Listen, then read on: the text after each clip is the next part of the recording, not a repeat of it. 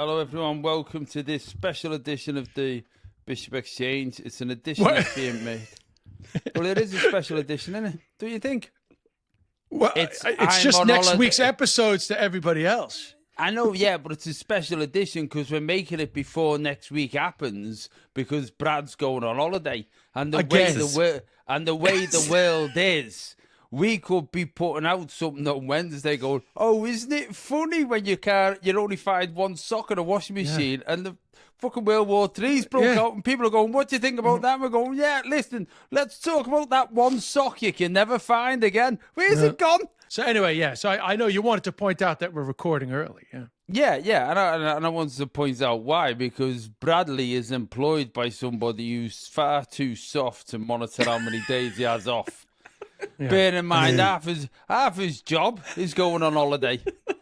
Brad, I just want to point out that you realize this is remote, right? Yeah. Yeah. Well, I can't take this analogy with me. As after that, it takes you an hour to do this. It takes me like 5 to edit it. The next time you're going on holiday, we'll record wherever you are, and I'll edit it. All right, Brad? Okay. Yeah. Exactly. Just next time I go on holiday, use the common. All right. Let's do that. That'd be good. I'm totally open to that. We can all go to Mallorca and make content like one of these TikTok houses. We're gonna, yeah. A hype house. Yeah, definitely come to our house in Mallorca and we'll all just live together. Yeah, make content, have a holiday, work. Hey, working holiday. Content holiday. I've done that with my accounts. I keep on saying, like, what do I have to do to be able to, like, claim tax on all this shit? Can't I just go places and do one post and go, that's why I'm here? Can't be lighthearted joking about tax avoidance, John. Yeah. Just for the record, I think you actually can because you are a content creator now. Just so you know.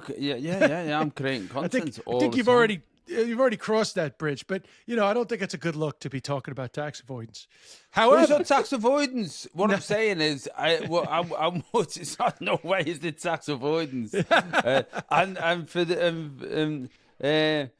the clarification of people who don't engage and are not self-employed. When you're self-employed, you can put things against your business. But if your business is just talking shit in different places, it means you can basically go on holiday and talk shit. And if 12 people are following you, you can say, yeah, but that's my job.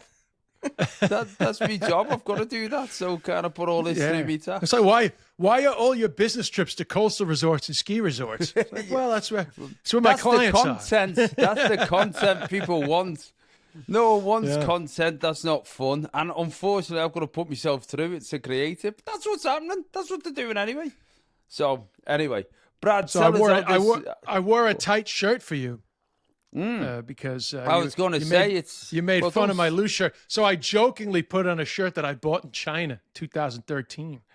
But actually, I thought it was going to be a joke. But actually, I think I look great. No, you look well. You look well. That one jar all worked. Yeah. So I just want to, before we start, okay. Anyone that's a homeowner, you get older. There's certain days that are more exciting than they used to be. So today here in West Hampton, it's garbage day, rubbish day. Yeah, the bins are getting collected today. It's a great day. I really get excited to know. Bin? It's not like that here. You don't have different color bins. Our bin men don't see color. No, we don't have different color bins. No, we don't. So it's just different. Do you not have recycling bits? We don't. And you need to fucking do a bit of research about recycling because it's really not happening anymore. I know it makes everybody feel better, but it's not happening anymore. It's like, it's literally, but don't quote me on, I'm telling the Bishop Exchange people to do your research on recycling because since China stopped taking the West's recycling, most of the stuff you're putting in recycling is not getting recycled, just so you know. And I'm not saying that to not recycle because I do recycle, but out here, how do you recycle if you don't have a recycle bin? Out here, you have to do it separately. Out here, you have to independently recycle. So what does that mean? It means you have to take the bin men these guys just take rubbish. They don't take the recycling. I have to take the recycling to the dump. But I'm also telling you that most stuff is not being recycled, just so you know. And you should look that up because it's like a real thing. In fact, some environmentalists, not all, but some environmentalists are anti-recycling because basically it just gave people an excuse to keep using single-use plastics. And they would prefer people to stop using the single-use plastics. But this is not my area of expertise. However, there is no recycling collection with the people out here, and it's all private collection. That is not what I was looking to get into. What I was looking to get into is that today is bin day, a very exciting day for older people, and I had to warm up before taking the bins out. What do you mean? Because my back has been so stiff since that time I told you about 8 weeks ago. I threw my back out. I did a half hour warming up before taking the bins out, and that's sad. That's a sad state of affairs. That's a very, very sad state of affairs. That you've got to warm up to wheel a bin out. I mean, these are wheelie There's no bins. wheel, bro. You're thinking in the UK we don't have wheelie bins. And first of all, this house is upside down house. So I got to carry the bags and the boxes, like I got to carry that shit like down the stairs. Sorry, so you're going downstairs with stuff that you're carrying, and then what you put it into? I just put it outside. So you don't put it in a bin? No, John. I put it in the driveway. They put back the bags in the driveway. Yeah. So all week. Why do you care about the logistics? No, today's bin day. I'm putting it out today. Yeah, but you didn't make all the rubbish today, did you? Where's your rubbish been sat all week? In the garage. In the garage. So you don't have a bin for your rubbish? We don't have wheelie bins. You're the country that decides the fate of the world, that you can't even get a fucking wheelie bin organised. I can't believe that. They're having to store their own rubbish until it's rubbish day. No, you don't have to. That's rubbish. We have wheelie bins. We do have wheelie bins. You do have wheelie bins? Yeah. Fuck it, hell. And all Americans saying but when I said that, he just makes shit up. When I said that, I was saying that in terms of I'm not wheeling out the rubbish. That's why I said that, I'm not wheeling it out. I have to carry it downstairs. You have to carry it to the wheelie bin, and then you wheel that out. If this is not the conversation, John, you got way too into it. You got way too into it. I can't understand why Brad wants to go on holiday though. And miss out on all this fun. Well, you got way too into logistics. I just wanted to make a quick fucking point that I had to warm up to take out the bins, but you got so into the logistics. I know I got into the logistics because the process of warming up was one shock. But then I couldn't understand what you're warming up for if the thing was on wheels. But if it's not on wheels... But it's not on wheels! I know, I get it. I mean, you've said... So now I get it. Even if it was on wheels, you don't fucking leave your wheelie bin in the house. You still have to carry the bag out to the wheelie bin, John. Yeah, I get that. And then you wheel the bin out to the drive. Yeah, but they're heavy bags. Carrying involved. I don't want to throw my... Yeah, exactly. That's why I literally warmed up for the carrying. And how is your back? It's terrible. I was trying to make a quick joke. I had no intention of getting into this for this long. Brad, this is why old people get excited about bin day. I know. You're about this a lot. About it. You're excited because about it. I'm a level understand. You're not. I know, because you don't understand that other parts of the world don't do rubbish the same as they do in the fucking UK. You're so locked into your goddamn colored bin system that you can't understand that it doesn't work that way over here. Yeah, but the thing is, you're excited that it's bin day. I'm a level above you. I'm interested in bin day. I'm genuinely interested in the refuse collection services that are on offer in different portions of the world. Anyway, well, that was it. Here we are. Special edition of the Bishop Exchange. Sweating like a pig. Yeah, because your brain is working overtime trying to figure out the most basic shit. No, it's because it's so warm here. It's warm here too. Brad. It's It is warm, very but hot.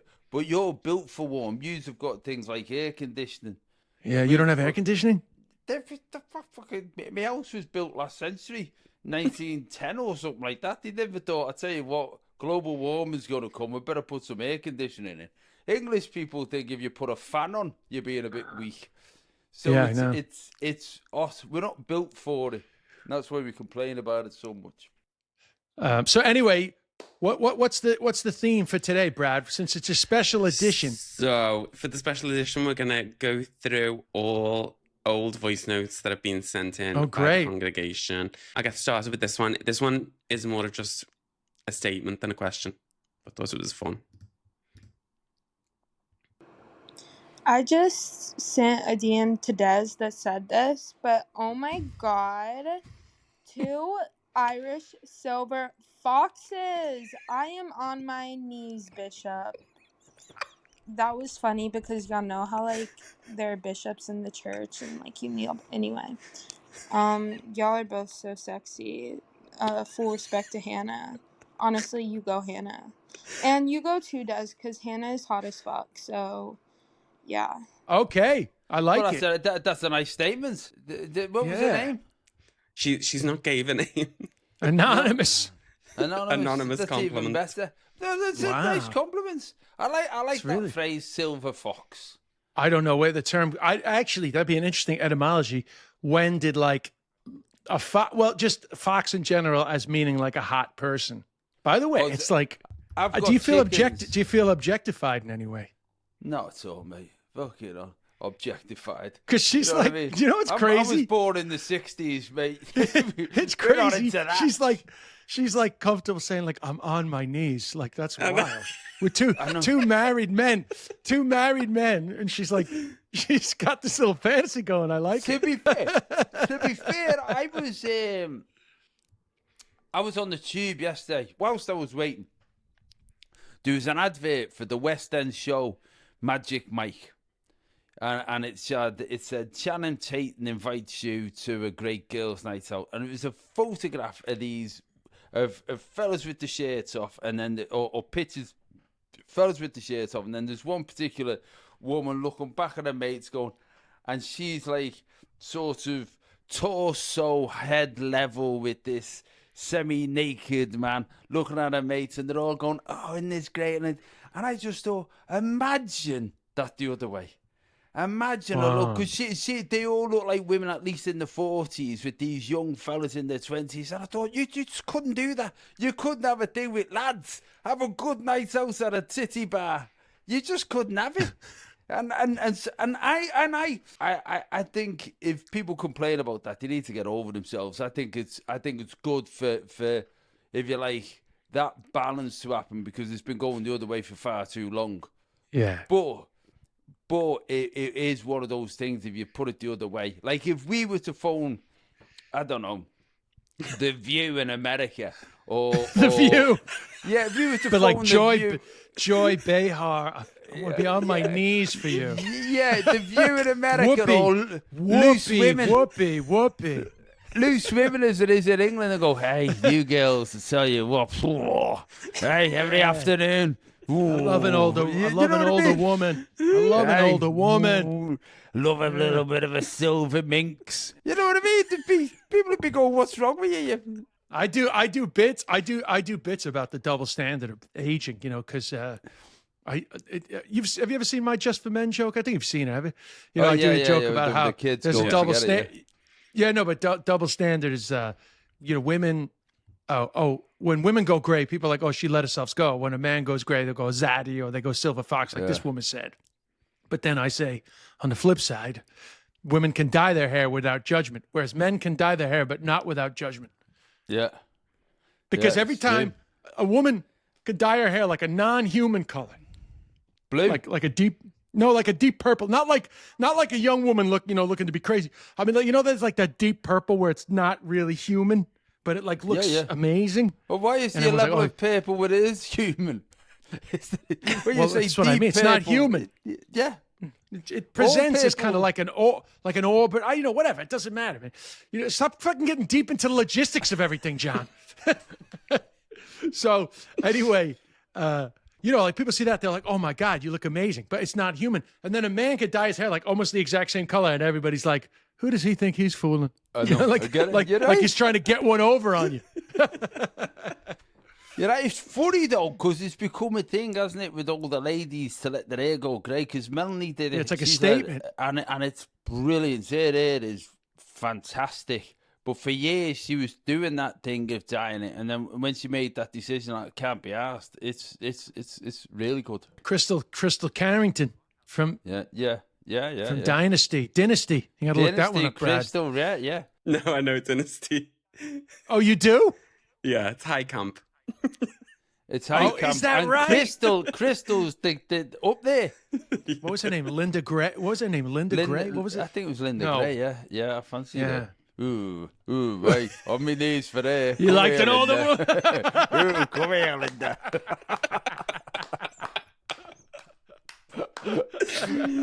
10-year-old John getting back from soccer training. That's what I mean. No, Brad. Hey, no rush. I thought that was the end. What's the no? Because we never talked about the etymology of fox. Oh, Why yeah, no, I did foxes? look it up. So originally, a silver fox refers to a real animal, a melanistic form of the red fox with a beautiful silver grey coat. These animals were highly prized in the fur trade, especially in the 19th and early 20th century. Oh, yeah. Because of the luxurious appearance of their fur. And then it says in the late 20th century, silver fox started being used colloquially. Colloquially, you said it right the first time. It's typically a compliment suggesting someone who has aged gracefully and still considered good looking. Well, that's fair There you enough. go. I'll take it then. But let's face it, fur is problematic. So actually, silver fox is problematic. I agree. Seriously. I agree. Cancelled. Stop calling me a agree. silver fox. I'm not a prized possession that was taken from the wild. Skinned alive. Yeah. Think on that. Wow, I actually never knew that. That's where that came from. No, I didn't. Also, I didn't foxes are dead cute. I got on like Fox TikTok. Like some people keep foxes as pets. They have a very annoying kind of like screech, but they're fucking cute as fucks. I mean, they're basically dogs. No, fuck, mate. No, we have them. We've got them in the garden. Yeah, but the feral ones. The feral ones, honestly, but the one who lives, there's a family lives in our garden. And the cheeky bastards, they just look at you when they walk past. Like, what are you doing in my garden? They're not scared, but we have to. You don't think they're cute? Well, the chickens are we keep the chickens in because the fox in the past has got into the chicken coop. When a fox gets into a chicken coop, oh my God, like it is proper. It's an expression. Carnage. It's an expression, right? Fox. Yeah, fox in the hen house. Yeah, but it's a proper. They just go crazy. So there's an element of the fox looking cute and all the rest of it, but then there's an element of danger, which actually suits us, doesn't it? That makes us even better. Whoa. Silver fox. Oh, lovely, but you never know. Know. Don't let them into the titty bar, even though it doesn't seem to be as problematic as it used to be. All right, I think that's covered. That's covered pretty well. I think we've done that, Brad. What's it? Well, Hi, John. Hi, Des. Who is the most famous contact in your phone? Oh God, Oh, it's a good one. Mine's immediate. I know what mine is, especially since he won Best Actor. Yeah, I thought you were going to say Hannah. No, it's Cillian Murphy. Yeah, but it's funny because like I don't know whether when people ask you stuff like that, I think I don't know because it's sort of an infringement of that friendship, innit? Whatever. It's different for you and Cillian because you have been mates forever. Yeah. You know, a lot of the famous people I've met later in life, and then you become mates with them, and then you want to go, oh, by the way, I'm mates with you so I can brag on a podcast that I've got your number in my phone. Yeah, but you're answering a direct question. This is the most Illuminati answer I've ever heard in my life. Just say it. Illuminati answer. Say it. It's not a secret society, bro. You're famous. All right, then. Who do you know? Look, Jimmy Carr, every time Jimmy Carr speaks, he's like, my friend. And I'm not criticizing Jay. He's amazing and he's incredible. Like, he's very good at just meeting people and connect. And I love that. I'm not criticizing him at all, but he does have the brilliant. habit. And I'm not just talking about him. It's a thing that people do. Yeah, I get that. But he has these parties. In fact, I was talking about it yesterday. Don't talk about the parties unless you're going to name one fucking name that's in your phone. Okay. Because you're trying to get away from the question. You're All trying right, to avoid the question. You're not running for government here. I'll come back to the question. Jesus Christ. You're like fucking Peter Hegseth at the fucking tribunal. I'll come back to the question. Just answer the fucking question. Okay, Bradley Cooper. Whoa! So that's like a work relationship thing. I was thinking Oscar level. Oscar level. I thought you said Oscar level. I don't know if I've got anyone else who's got an Oscar in my phone. I think Killian beat him actually. Yeah, Steve Coogan. I think Killian beat him that beat year. him in that year. Yeah. Steve Coogan's got an Oscar. I've got him in my phone as well. Yeah. Yeah, but Bradley Cooper is more like that'll do. People would expect Steve Coogan to be in your phone. Yeah. That's good. Okay. Good answer, John. We got there in the end. Anyway, let's keep driving on. Okay, this one is from Anto Martin. First of all, I'd like to say I happened to catch your set, Des, in the Comedy Cellar, and fuck, it was absolutely brilliant, man. Absolutely awesome. Fair play to you. Can't wait to see it when it goes on YouTube.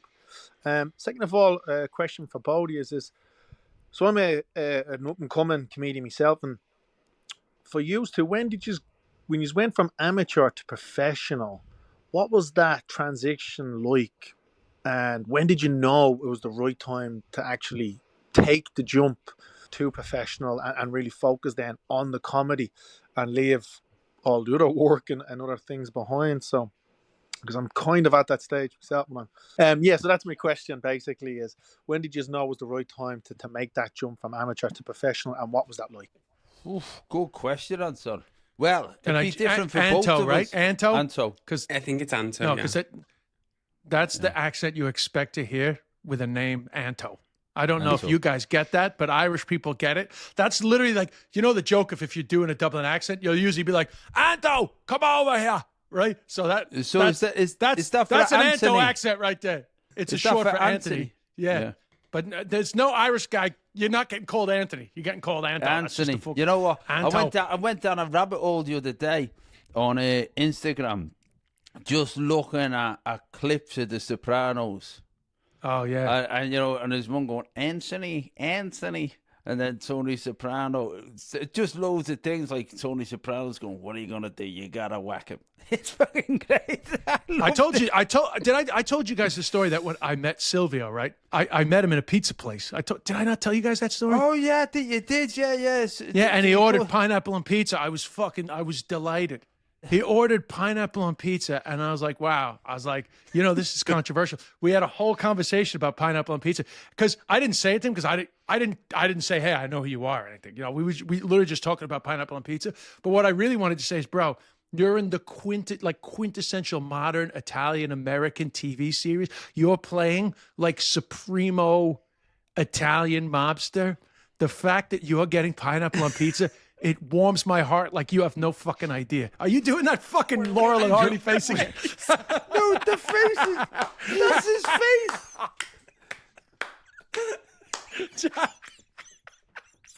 face. You never put up.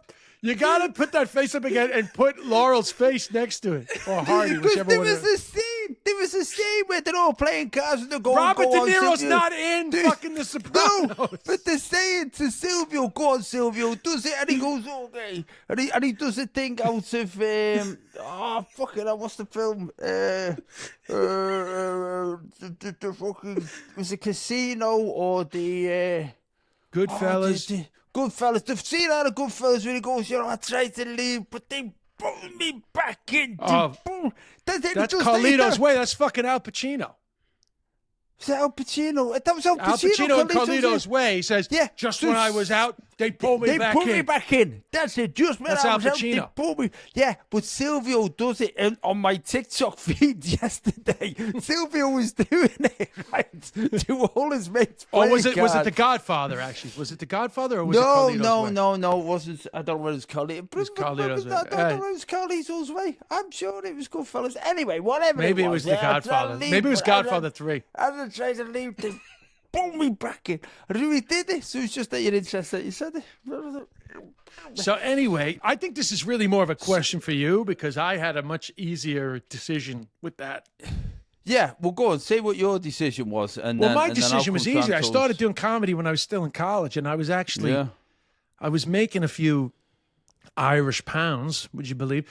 I was making a few pounds early on, you know, and I worked as a waiter for the first summer that I moved to Dublin.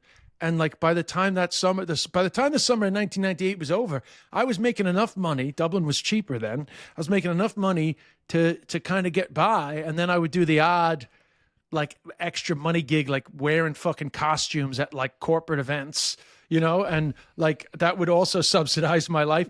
But I haven't done a single normal What job. costumes? Swimming costumes. Nah, man, I had a few bad ones.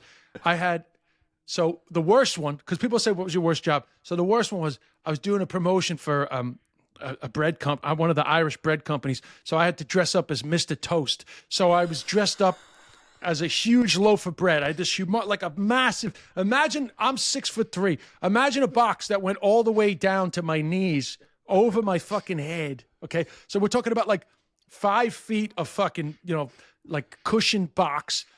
You know, you could sort of see through. And I was walking around at the National Plowing Championships. So it's like an agricultural fucking fair, right? And all day fucking people were like kicking me, and Irish people were like, I hope you're getting loads of dough. I hope you're getting loads of dough for that. Oh, geez, you must be making some bread.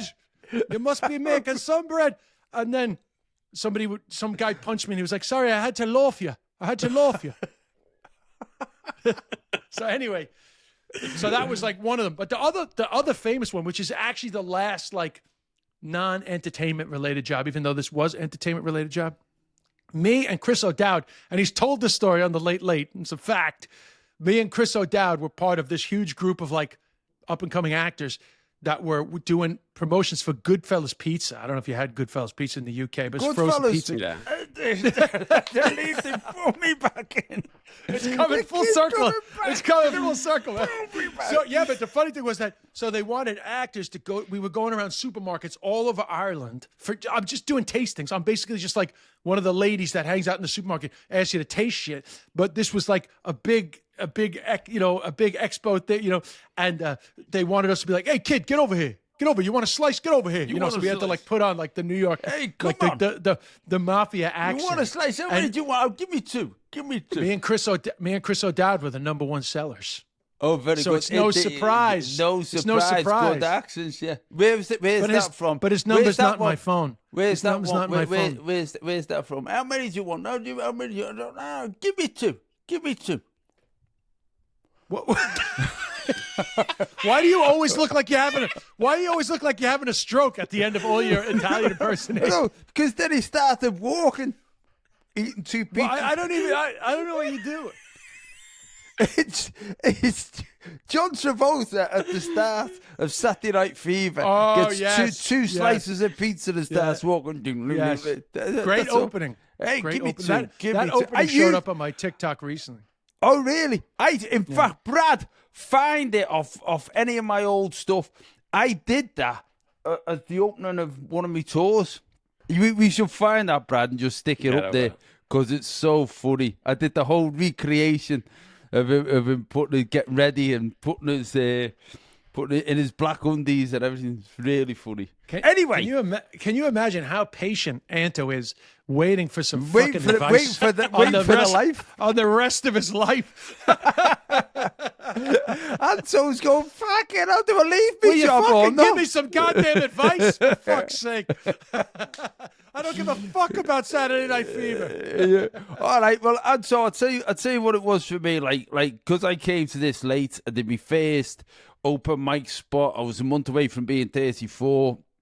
I'd been married, had 3 kids, had a very, very good job. A very good job. And so I fell into it, and it was a hobby, and I never thought I would leave my job to do it. I thought it might be something that I would just carry on alongside my job. And the turning points came. What happens with stand-up comedy is it's a meritocracy, and I think it's fair to say that it does. Like, if you're a good comic, all the other comics recognize that you're a good comic. Nobody pretends that you're a shit comic, because basically you go on a club night, everyone's doing 15 or 20 minutes, and one of you will win the night. Somebody will be a little bit funnier than everybody else. And it doesn't matter what the style is or not, you just realise that, and you start moving up the ranks, and you ended up from being the open spot to the first act on, to the middle act on, to the person who closes the night. And then there's for this year, the time I was on the circuit anyway, there's a bit where you end up the headline act on the circuit, whereas, you know, within the community, everyone knows you're strong, and that's the challenge, is whether you do the leap then or not. And I'd seen people move on who've been on my generation, Alan Carr, to an extent, Michael McIntyre, Jimmy Carr, Jason Manford, people who I'd gigged with on the circuit, moving on. And I thought, if I don't give this a go, I'll never know. And so I left my job on the basis that I would give it a couple of years and see what happened. And, you know, it was a big decision, massive decision. I had a mortgage, kids in good schools. Family. Got a family, and not babies, you know what I mean? Families coming into teenage years. But fortunately, my wife, Melanie, supported it. She just said, whatever you do, that's how much we need to make. Go, you know, you got to, whether you're a plumber, whether you're a sales and marketing director, or whether you're a comedian, that's what we need to carry on living in this house. So I promised that I'd make it, and I didn't for the first 3 years. And then in the 4th year, it turned round. But the only thing I would say to Anto, or anybody who wants to come into stand-up comedy, it's a risk, but my God, it's so rewarding. Not necessarily financially, to be able to be your own boss to an extent, and to stand on a stage and make people laugh. I don't know what Anto's job is, but that's such a good feeling. You get to write off your holidays on your taxes, absolutely. which is another benefit. Everything's tax deductible, Anto. Everything. If you can think of a joke about getting a house conversion done, you can get out. Now, Anto, what I will say is, I like to. Back in the day, the advice I would always give to people that were like, this is more about just like, what do I do for stand-up? And I would always say, get on stage as much as possible. Yeah. Get as much experience as possible. That used to be my old advice.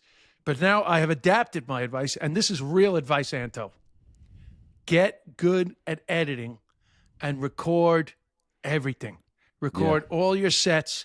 Always get footage, because you never know, you get a little moment. And be fearless in posting your stuff on social media, because it is literally the only way to progress financially and even profile-wise in this business. And it sounds weird to say that, but it is a fact. So no, it's true. I mean, be fearless. If you take what we're doing, like we're both established in what we do, and we're doing this, we're putting, if you like, content out. We're doing this every week. We put it on my YouTube channel to grow my YouTube channel, and all of that is getting stuff out there so that I can sell more tickets in different territories and go and perform in more places. And what you're saying is absolutely right. I remember when I started, you get some people who'd have their set, and then you'd see them 2 years later, it'd be the same set. And I just assumed, because I didn't know anyone who did comedy and I never watched comedy, I assumed every time you got up, you just did something different. So I just burnt through material all the time, and that's always been my way. And then people go, no, hold on to that, you can use it again. I think, as you say, stick it out on social media. Don't be afraid of it, and don't be waiting for the perfect joke. people always say, I don't want to burn that material. It's like, you're Yeah, not burning burn it. 2,000 people saw your fucking video. I think you're good. Yeah, You can do that bit again. and you can do it again, and then sometimes if you do it again, people like being in the room to hear you say it. So I By the way, absolutely Anto, good my other advice. bit of advice is get a Brad. Every comedian needs a Brad. Yeah, That's yeah, just absolutely. It really helps. It really is. I've become a lot funnier since I had them. Yeah, find yourself a Brad. It is though. It's somebody who manages that side of the world, because television used to be the access point. Now you don't need television. Nah. So great question, Anto, and I wish you the best. Now I don't know because he saw me at the Comedy Cellar. I don't know if he's based in New York. It's kind of harder to get going in New York, but on the flip side, when you get going, there's more opportunity. But he may be back in Ireland, and the Irish route is kind of like a little easier to navigate, but possibly a little harder to break away from your job. Anyway, do we have how are you doing on battery there, John? We could do another one at least, then we'll be up to about it. Yeah. Go for it. Try this one. Hi, John and Des. It's Lucy from Surrey here. I have a question for you. Imagine you have a magic red button. Press it and one human invention disappears from history. What do you erase and why? Oh, God. It's a big question. Plastic. I think good plastic one. would be a good thing, because I think if we didn't have plastic, there's loads of things that we have. Like, I've got this honey in plastic and stuff like that. There's loads of things that we have that have plastic in that we would have to have another way of doing it. And plastic would be something that would get rid of. It's easy to say things like nuclear weapons and all the rest of it, but I think Well, I was going to say gunpowder on that front, but that's a good one. That's a very good one. Going back to the gunpowder. Got so deep. I was going to say a dishwasher. You always go so deep. Yeah, I think dishwashers are gross. I was going to suggest we do a serious one and a funny one, but you think dishwashers are gross? Get the fuck out of here. I just don't think the dishes come out actually clean, and the actual dishwashers stink. To be fair, there is a bit where you have to wash your plates before you put them in the dishwasher, don't you? You have to rinse your plate. Melanie saying rinse your plates. I was like, well, that means I've washed the fucking thing. Now I'm putting it in a machine to lick it. I've already washed it. It's like cleaning for the cleaning lady. It is. It's like the cleaning lady's coming out. I better move it up. It's like ridiculous. It was funny. I had a good joke. No, sorry, I interrupted you on the plastic thing because you were saying about nuclear weapons. No, because nuclear weapons, you say nuclear weapons when the world's teaching them what it is, shouldn't have them, and all that. But if you didn't have them, would there have been more wars? Who fucking knows? But plastic is that one thing that this is, again, I suppose, an age-related thing. I remember, you used to get, like glass milk bottles and there's so many other things. Tastes better. When I moved to Ireland first, they were still delivering milk in the glass bottles, man. Yeah. It tasted jingle good in the morning. Yeah, it just tasted better. I don't know why. But the milkman. I think plastic, everyone would applaud me, particularly the dolphins, if we had no plastic. However, most of the things that we have, like these headphones, they've got plastic in the microphones. All right, I'll get rid of plastic, but we would still be in the 1920s if we did. Yeah. I mean, I would also say the internet, because I really feel that despite all the positivities and convenience to our lives, I still think the internet is going to be the thing that takes down humanity, but we'll see. Yeah. I agree with that. And it'll be all over social media when it happens. That's funny. You should write that down. No, that's usable, That's like usable. That's a good gag. Write that down. I know you like to burn material, but write it down. No, I love that. That's a good one. I love that. Right, I've got 5%. All right, we're good. We got time for another one. There was quite a few that came in yesterday. Hi, John. Hi, Des. Love the podcast. I have a question for you. So, is honesty always the best policy, or are kind lies acceptable? What are some kind lies that you've told? Ooh. I think there's loads of kind lies. You know? Yeah, Like, you do look I look well. do you look well? Does my ass look big in this? No, it looks perfect. But Yeah. you know it. You know, you get, like, there's loads of lies like about people's appearance.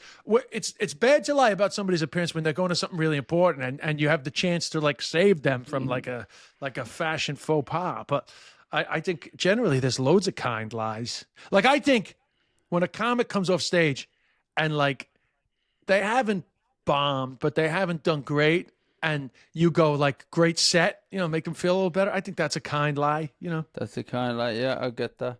I think I'm trying to think what's I'm trying to think of any situation where I've been faced with that dilemma of, are you honest or not?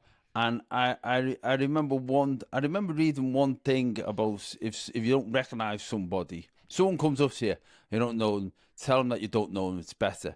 And I remember doing that in Winsford with this lad. In fact, this was a precursor to the incident that happened that I spoke about on the last tour with this lad Tomo, of someone coming up to me and saying, you know, I remember me, and I just couldn't remember him. Instead of pretending and being kind, I went, no, mate, I don't remember you. Remember, we were best mates as kids. I went, no. And That guy, yeah, you fucked up on that one. No, and that's where you're too honest.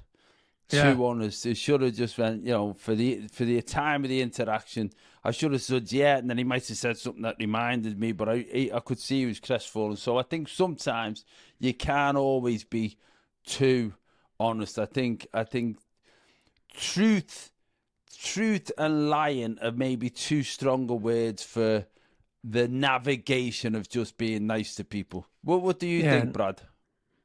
No, I agree. I was thinking about when I used to, when I was younger, I would always let people tell me the same story twice and never like correct them. Oh, And as I've got older, I've got better at being like, oh yeah, I remember you said that. Because I hate sitting through, I hate like the social, like your brain's like thinking, how am I going to react to this? Like when I was Yeah. I'm going to, oh no, you never. So I've got better at correcting people on there. Yeah. Well, that's because I like to ask. Like when I was asking you about the Silvio thing, like I feel like I did tell that story before, so I like to ask. And then I don't mind if I'm like halfway through the story and they're like, "Oh yeah, you did tell that." Yeah. You know? Yeah. I heard that the other day. I was looking for a good show to watch, and a TikTok came up about great British crime dramas, and everyone was like, "Oh, Happy Valley, so fucking good. You got to watch Happy Valley." Right? I was so fucking excited. Fucking turned on Happy Valley. And like within 5 minutes, I was like, I fucking saw this, man. I hate that. I fucking hate that. And it was good, but I didn't fucking remember the name, you know? Just, it reminded me of that, you know, like when you have to listen to a story. Yeah, when you have to go through it again. Hannah was like, because Hannah hasn't seen it. I didn't watch it with Hannah. Hannah was like, this show is so British. And I was like, do you mean that everyone's not good looking? Is that what you mean? And there's no guns. So listen, Brad, I've got 4%. Okay. And I don't think he'll go down to 1% and die.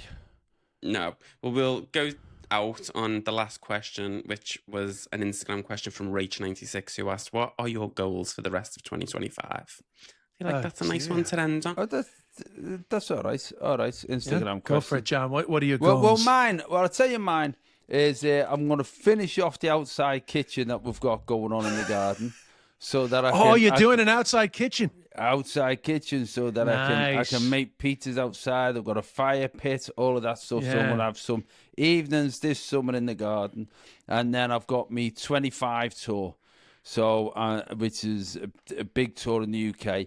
And off to Australia. New Zealand. But great opener for the first week of the show. Yeah, first week's probably the best week if you can get there. You know, to be announced, but a great opening act. What's yours? Well, I'm going to put out the special that I recorded that I think Anto was at. Yeah. Even though I've watched, you know, I find it very hard to edit these fucking things. I was like very uptight, but anyway. It's I think it's good. I hated the last one. The last one did great for me, but I find it hard to watch. So I'm gonna put that out in September, and I'm gonna do more stuff in the States. On the house front wise, I got a massive landscaping job going on here, which I cannot believe how fucking involved landscaping is. But because I've never had a backyard in my life, this is my first proper backyard, and I want to get that done, and then just honestly, I just want to keep gigging around the States. I find it very enjoyable. Good. And what about that's you, it. Brad? What What about find a house? Find a house, You've been actually, you've been that's a house good one. hunting, haven't you? That's Yeah, a good one. find a That's house. a good one. Oh yeah, that's a hard one. That'd be a positive it's thing. We boring. all end on something positive. I think that's Yeah. good. Yeah, and All then you right. can understand the excitement of bin day. Yeah, Yeah, exactly. finally. You Just, could- I and can't wait landscaping. until we do a show where Brad's going, oh my God, my garden's going on and the bins are going out. Yeah. And my So funny. my outdoor kitchen. The outdoor kitchen.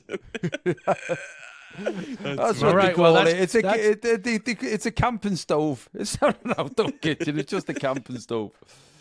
All right, that was very, very good. I enjoyed that. Special edition is now. I think we over. should do edition. more of these. Should do more of them responding to people's questions. I really enjoyed it.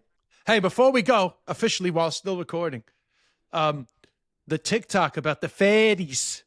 Oh yeah. It on TikTok, it clearly went into the Irish algorithm, and the Irish were up in arms that I spoke ill of the fairies. They're still afraid of the fucking fairies. You There know? you go. Yeah. Don't fuck with the fairies. Yeah. Listen, Very good. We'll have a look. Count- Right, I'm on 2%, so we better knock her on the go head. for it. All right, Bye. bye-bye. Take care. Do the normal stuff, like, subscribe, all that stuff. Anyway, malarkey. Thanks a lot. Ta-da. Have a good time. Brad, enjoy your holiday. Ta-da. Ta-da.